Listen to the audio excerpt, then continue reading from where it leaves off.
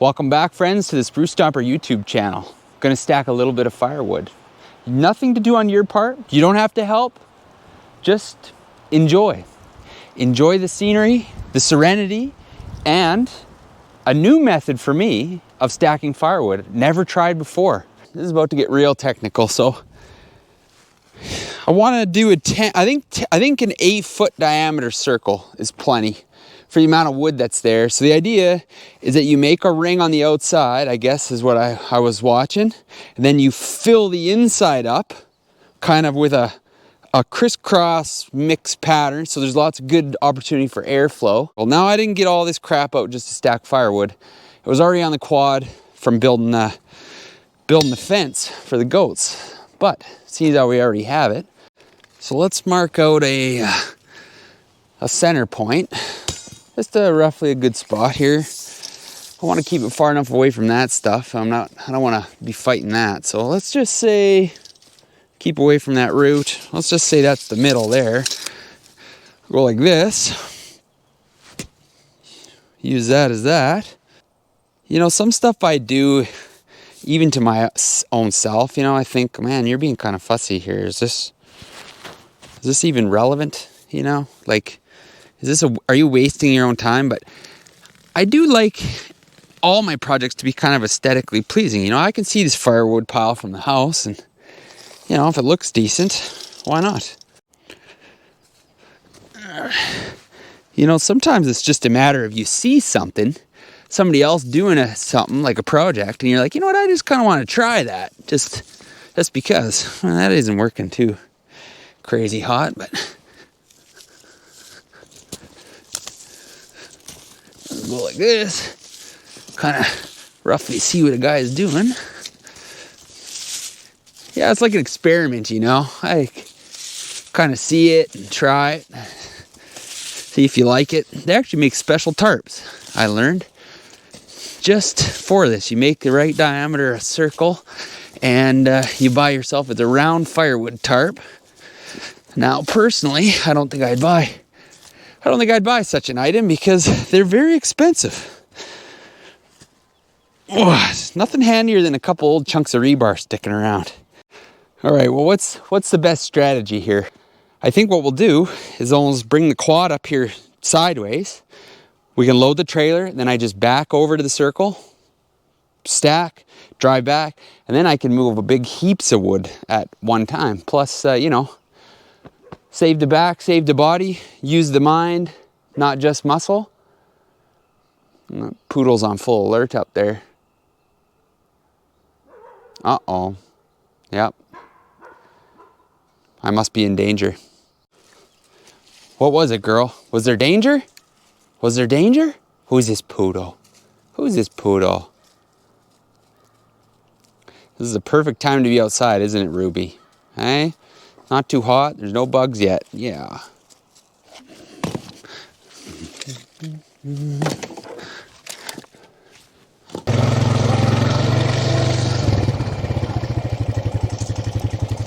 And yeah, I know some of the wood's going to be touching the ground, but we'll put the bark side down. That's what the bark's for, protection. And it's just the bottom ring, so who cares?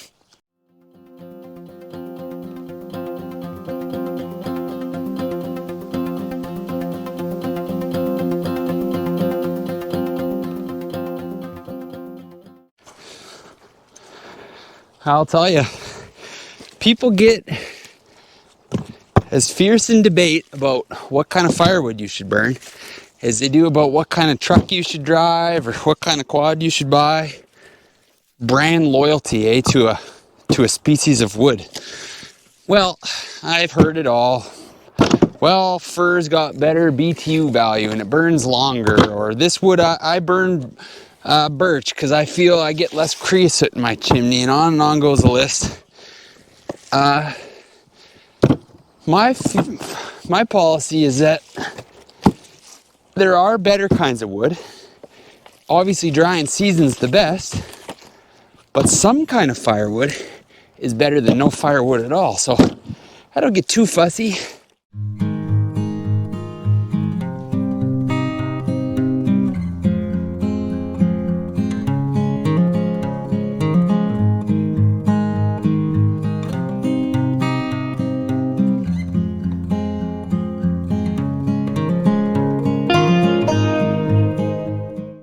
boy, I'll tell you, this trailer has been worth its weight in gold around this place. And the best part about using this trailer is it holds sentimental value as well. Now, I'm not a real touchy-feely kind of fella, but my grandparents, when they gave up their home base, their homestead, they lived out in the country, got old and moved to town. Of course, they had all this stuff, you know. And my grandpa had this quad trailer that he built for himself from scratch out of materials that he had scavenged up and saved and whatnot. And well, I tell you, I couldn't pass it up. Cut him a deal, bought it off him, and have gotten an endless amount of use out of it. It's got a heavy duty frame. I mean, you can't, well, maybe you can buy a heavy quad trailer, but not one with this kind of character. It's built on a couple of car spindles with a subframe that he built out of salvaged steel. Got a solid steel tongue. I'll tell you, there's nothing underbuilt about the whole thing. It's heavy duty. It tilts. It's got a, it dumps. It's got a dump bed on it, and a couple of little ramps that stow away underneath, which has been really awesome for moving around small stuff.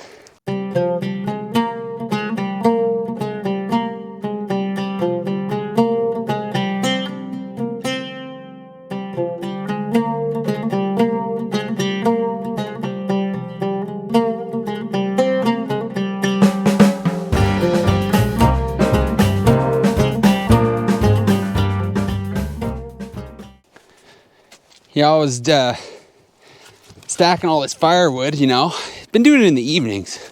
Get home and just kind of use that strategy where I thought, well, if I just do, 4 or 5 trips a night with the quad, then the job will get done. So here we're just finishing up. But, just in the peace and quiet, thinking to myself, and 2 specific stories come to mind about firewood that I can think of, The first being, we used to have to help do firewood when I was a kid. And it wasn't like it is now. Now as an adult, I look forward to it because you got a chainsaw to play with and you go out and adventure. And we did those things too as a kid. You're just a silly kid and too young to recognize that you were missing out on a good time. You were too busy bitching about it being a chore and, or is it over yet? Is it done yet? All this stuff. And now you're going, oh shit, that was actually a good time. But anyways, so you can imagine my sister and I, we'd probably get to a little bit of arguing and grumbling and grousing about the project at hand. And so you'd get out in the woods, you'd get the load, you come home. And well, it's got to be unloaded. And I'll tell you, we didn't just bring it home. My dad wanted to get that wood up in the woodshed, stacked and split and everything. We usually do it all in the same day, if not just the same weekend, right? So you were on tap for the long haul to help out. So we're unloading the truck, and my sister, I don't know how old we were, a little kid, right? And oh man, I just think about it, makes my guts turn now. As an adult, you think about pain in a total different way, I think, than when you were a kid. She's doing whatever, and I took a block of firewood. Now, don't be judgy. I didn't throw it at her. I went like this. I heaved this block of firewood like this. And it skips off another piece of firewood, man. And if it didn't just crack her right, I want to say, I got her right in the face. Hard. I'm talking a block of firewood moving at pretty swift mile per hour. A lot of crying. And I'll tell you, it didn't get us both out of doing firewood. I'm pretty sure it just got her out of doing firewood.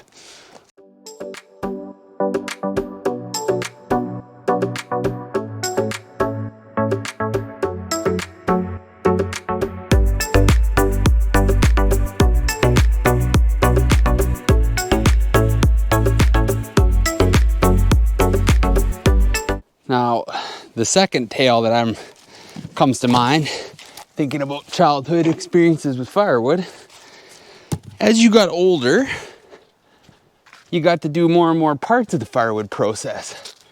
Like I can remember looking at my dad thinking, man, I actually said to him on several occasions, wow, you know, you're having a good time because you got the easy job. You're just running that power saw. To me, it didn't look like that big of a deal.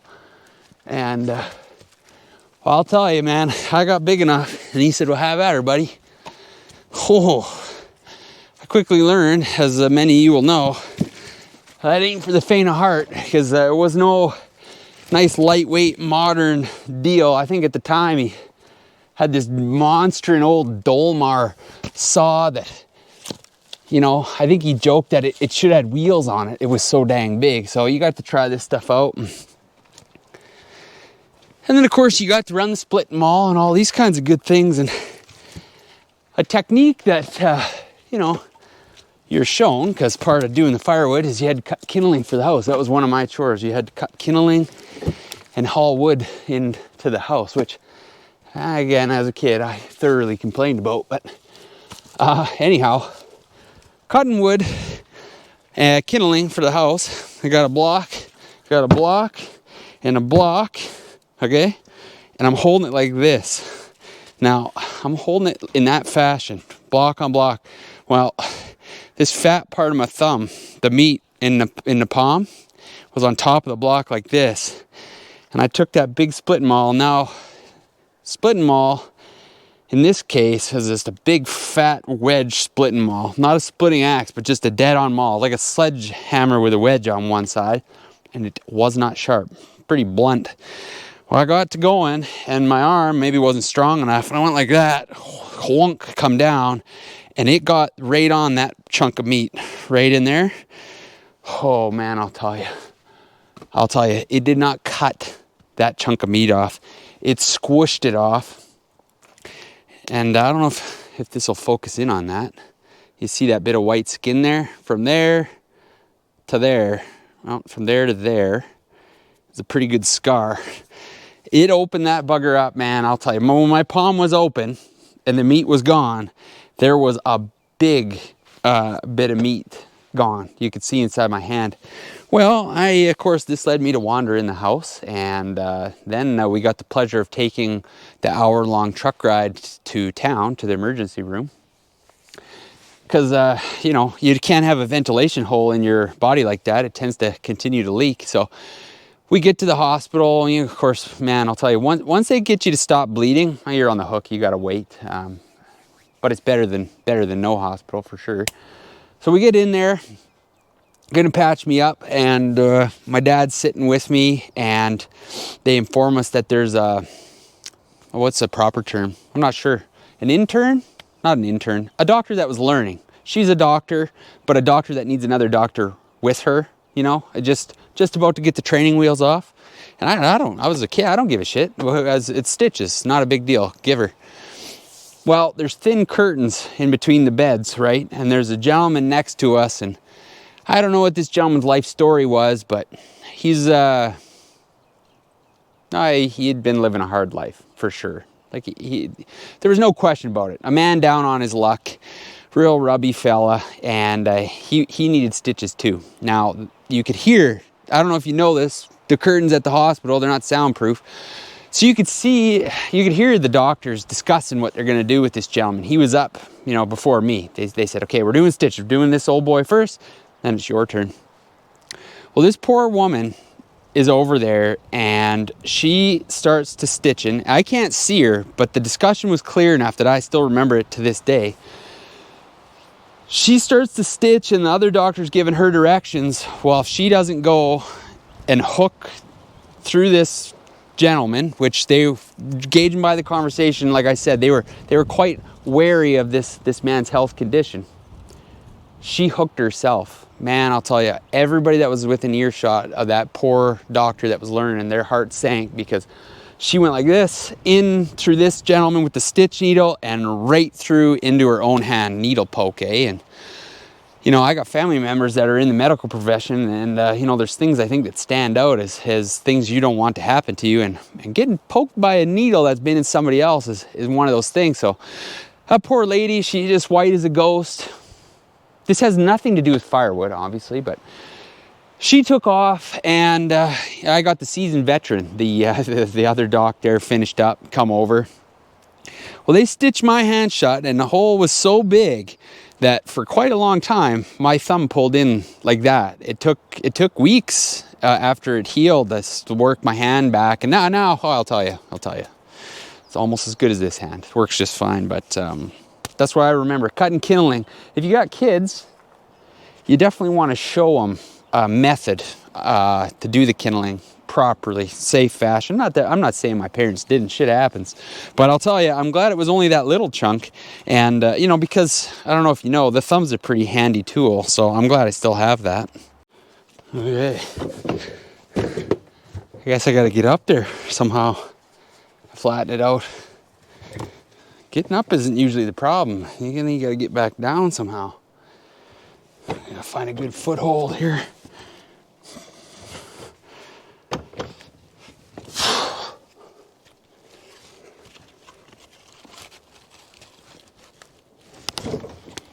Oh.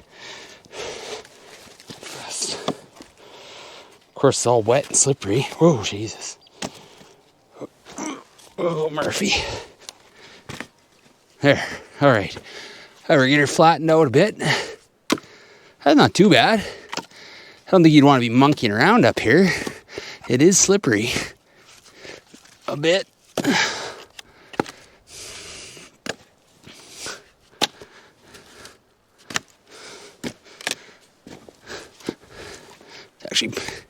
Actually pretty flat.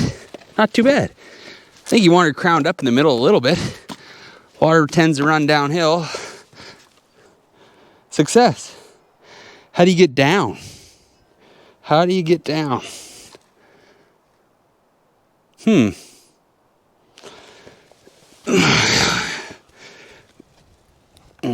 the same way you came up, that's for sure.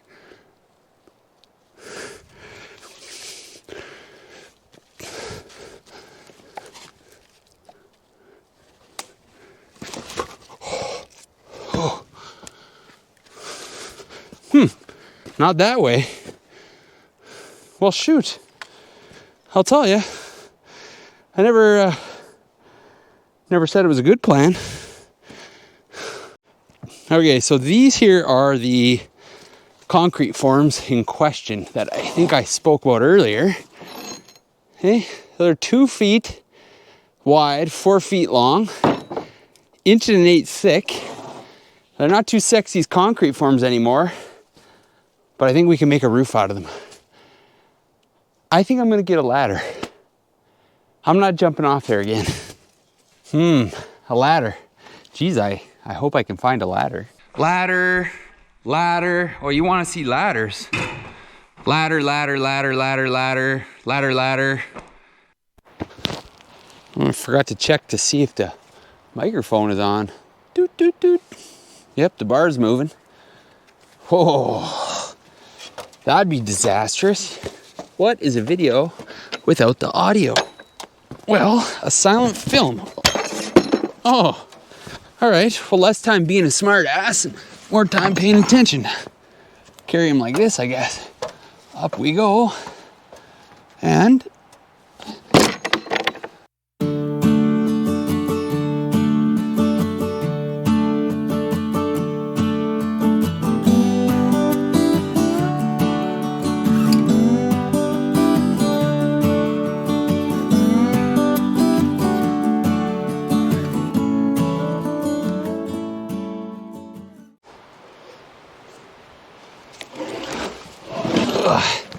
all right, last one that I'm gonna put up there, I think, because after that, the forms are all 8-footers that I can reach, and not 4-footers. So I'll tell you, these won't blow away in the wind. Let's hop down and have a look at what we've created. Look at this baby. So what did we get? A 9.5 foot tall, 8 foot, was it 8 or 10 foot? 8 foot diameter wall firewood. And look at this. This worked out so good. Basically, just like a shingled roof up there. Well, there you have it. Success, a chore done, and the great feeling of a huge pile of firewood drying in the sun and the wind, waiting to be used in the house. Love it, love it. Love that the pile's gone. Really appreciate you tuning in for what I hope was an entertaining episode on the channel. I'm still having a great time doing it, so we're gonna keep shooting. Maybe a video once a week or something. Might tend to lean to the or something side. You guys have a great day. We'll catch you next time.